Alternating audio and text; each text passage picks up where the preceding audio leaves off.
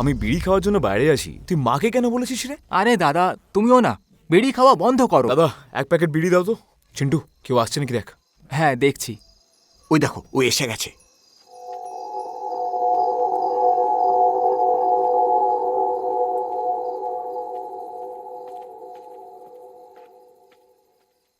এই, তোর বাবার নাম নরেশ? হ্যাঁ। তোকে সাহেব ডেকেছেন। কেন? না বললে কি তুই যাবি না?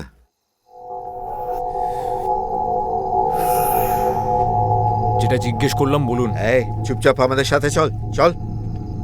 এই চিন্টু, তুই বাড়ি যা।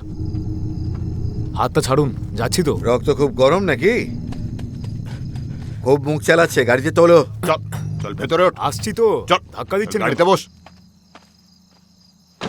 আপনি কমপ্লেন করেছেন বলে পুলিশ ওকে তুলে নিয়ে গেছে, ওকে ছেড়ে দিতে বলুন না। সবার সামনে তোর ছেলে আমার ছেলেকে মারবে?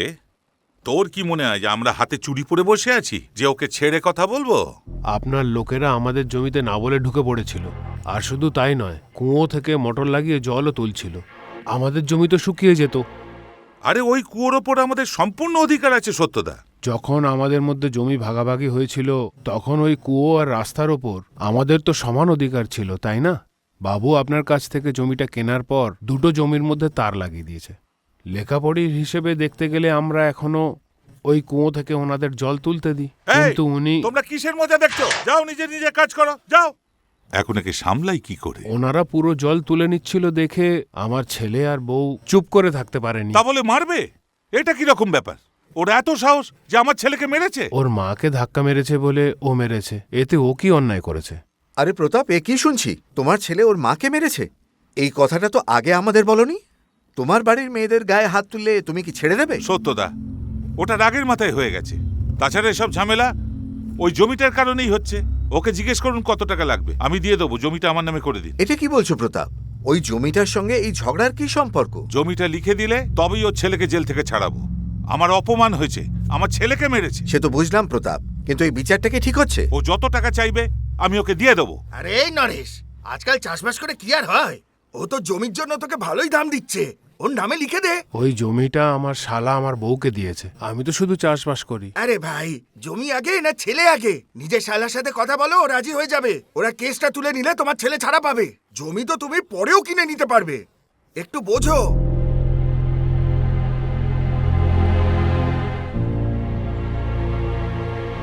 আমাদের পরে জমিটা তো ছেলেমেয়েরাই পাবে। এই একটা কথা ছাড়া আমি পঞ্চায়েতের সব কথা মানতে রাজি আছি। শুনলে তো, নরেশ পঞ্চায়েতের সমস্ত কথা মানতে রাজি আছে। তুমিও মেনে নাও। আরে প্রতাপ, তুমি কিছু না বলে এভাবে চলে যাচ্ছ কেন? এর মানেটা কি হলো? তাহলে আমাদের ডেকেছিলে কেন? তোমরা নিজেদের মধ্যেই মিটিয়ে নিতে পারতে। ঠিক আছে সত্যদা, আমি আপনার কথা মানতে রাজি আছি। বাবা, ওর ছেলে সবার সামনে আমাকে মেরেছে, আর তুমি এদের কথা শুনে ওর ছেলেকে ছাড়াবে? আর কদিন পরেই পঞ্চায়েতের ইলেকশন, এখানকার মানুষের সমর্থন না পেলে জিততে পারবো না। নরেশ, এবার খুশি তো? ততদিন আপনারা আমার ছেলের দায়িত্ব নেবেন তো? তোমার ছেলের কিছু হলে আমরা ছেড়ে দেব নাকি? ইলেকশনটা একবার জিততে দাও, তারপরের পুরো পরিবারের গোষ্ঠীর তুষ্টি করব। এত বড় সাহস, আমার ছেলের গায়ে হাত তুলেছে। কি হলো প্রতাপ, তুমি রাজি তো? মেনে নেবে তো সব কথা?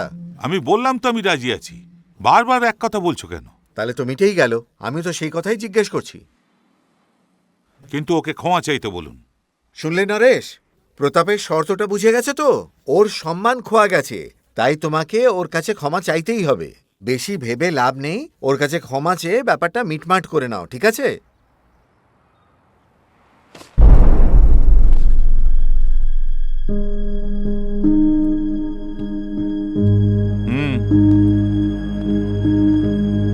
তো ক্ষমাটা কি ছোট ছেলের কাছে চাইবে? তুমি এটা খুব অন্যায় করছো প্রতাপ। সত্যদা, অপমানটা ওর হয়েছে, আপনি কিছু বলবেন না।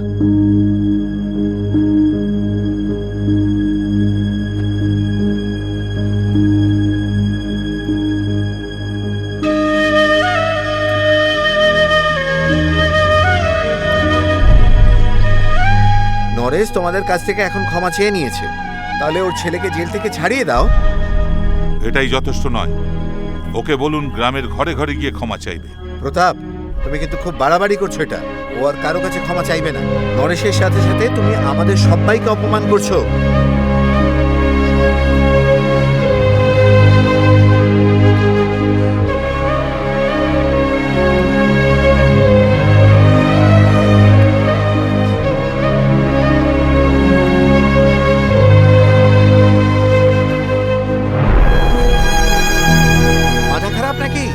ওদের সম্মান করতে জানো না? বাড়িতে বয়স্ক কেউ নেই? না, বাড়িতে কেউ নেই। কিছু বলার থাকলে আমার ছেলেকেই বলুন। আরে এসব কি করছো? মঙ্গলা, একটু জল নিয়ে এসো তো। এই গ্রামে ওদের ভয়তে কেউ মুখ খোলে না। তোমার ছেলে যা করেছে ঠিক করেছে, ও ঠিক ফিরে আসবে। মা,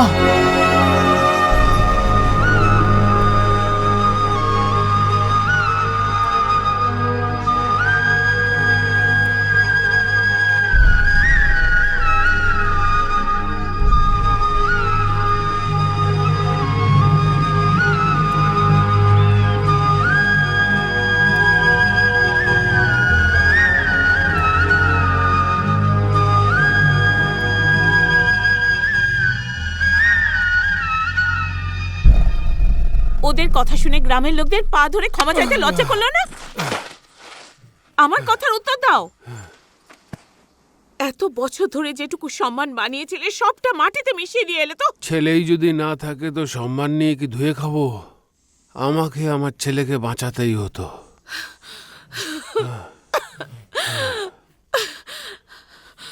আরে জানতে পারলে আমার ছেলে কোথায়? ও পুলিশ স্টেশনে আছে, দাদা আনতে গেছে, ওরা চলে আসবে। ওঠো। এই চিন্টু, বাবাকে ধর তো। এইসব কথা যেন রবি না জানতে পারে। হ্যাঁ, তুমি যতই বারণ করো সেটা হবে না। কি রে, তুই কাজে যাসনি? হ্যাঁ হ্যাঁ, এখন সন্ধে 6টা বাজছে। এই সময় আবার কেউ কাজে যায় নাকি? নেশা করে যা খুশি বলছো। কে নেশা করেছে রে? মা, আমি চললাম। তুমি চিন্তা করো না, রবি ঠিক চলে আসবে। হ্যাঁ হ্যাঁ, তুমি চলো এবার।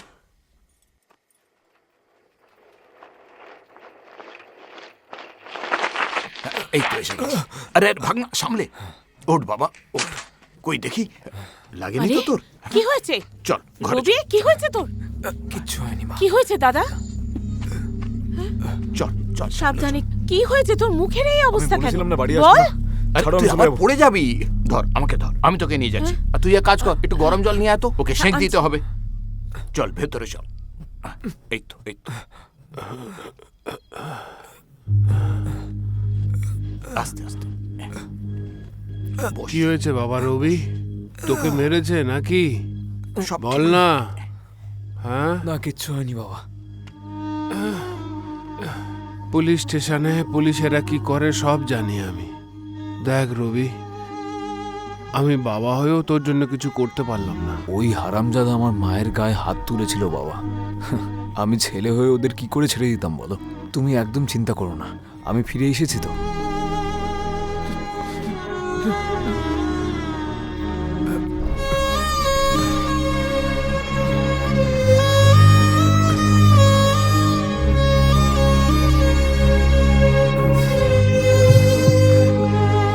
একটু সাবধানে থাকিস। আজ থেকে সাবধানে থাকবো। বল। আর একটু জল নিয়ে আয়, ও বমি করছে। হ্যাঁ, আসছি। আরে চিন্টু, ওখানে কি করছিস? আয় আর একটু হাতে জল দে।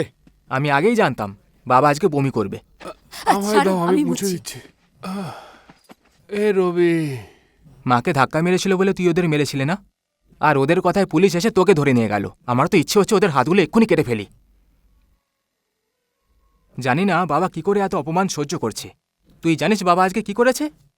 তোকে ছাড়ানোর জন্য পুরো গ্রামের সবার পা ধরেছে। ওই প্রতাপ এসব করিয়েছে বাবাকে দিয়ে। বাবা, চিন্টু যেটা বলছে সেটা সত্যি। চুপ করে থেকো না বাবা।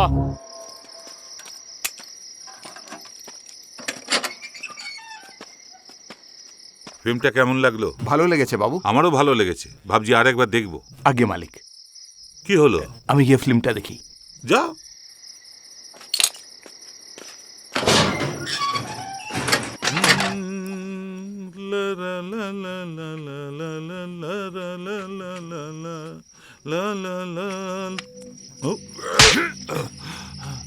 আমি তোর ছেলেকে মেরেছিলাম, তুই আমাকে পুলিশের হাতে মার খাইয়েছিস। আমি কিচ্ছু বলিনি, কিন্তু তুই আমার বাবাকে দিয়ে পা ধরে ক্ষমা চাইয়েছিস। ওকে ডেকে কি হবে? ডাকতে হলে তোর বাড়ির লোককে ডাক, তোর বউ, তোর ছেলে, তোর চামচেদের ডাক, তারপর দেখছি কার কত দম। বল, তোকে আমি মেরেছি। সাহস থাকলে আমার গায়ে হাত তুলে দেখিস। তোর এত সাহস, তুই আমার বাবাকে অপমান করেছিস? হারামজাদা। সবাইকে বল নরেশের ছেলে আমাকে চটি পেটা করেছে। এটা তোর মরার আগে পর্যন্ত মনে থাকবে।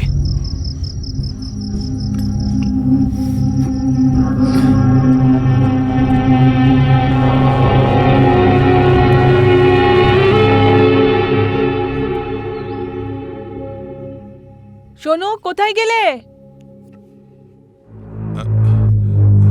আসছি। রান্না হয়ে গেছে, খাবার বাড়ছি, এসো। আরে বললাম তো আসছি। দাদা, তোমার শরীর কি ভালো নেই? যদি মনের ভেতরে কষ্ট থাকে তাহলে মানুষ থাকবে কি করে ভালো? ওই নরেশের ছেলেটা এতদিন জেলে থাকার পরেও বুক ফুলিয়ে ঘুরে বেড়াচ্ছে। ওর বাপের সঙ্গে কথা বলতে হবে। ওর বাপকে গোটা গ্রামের সামনে অপমান করেছি, ওকে জেল খাটিয়েও ছেড়েছি। এখন ওদের সঙ্গে আবার কি কথা বলার আছে? কেন তুমি বারবার ওদের সঙ্গে বেশি কথা বলিস না।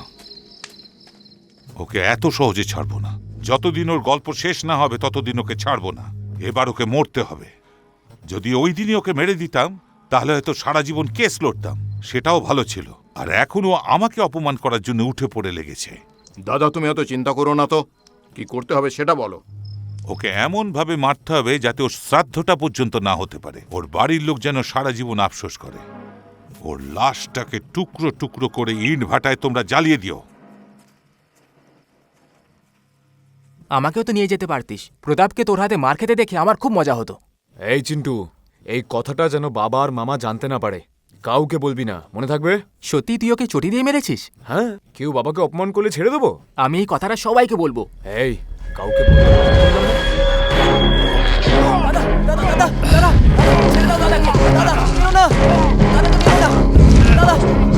ছাড়ো, ছাড়ো।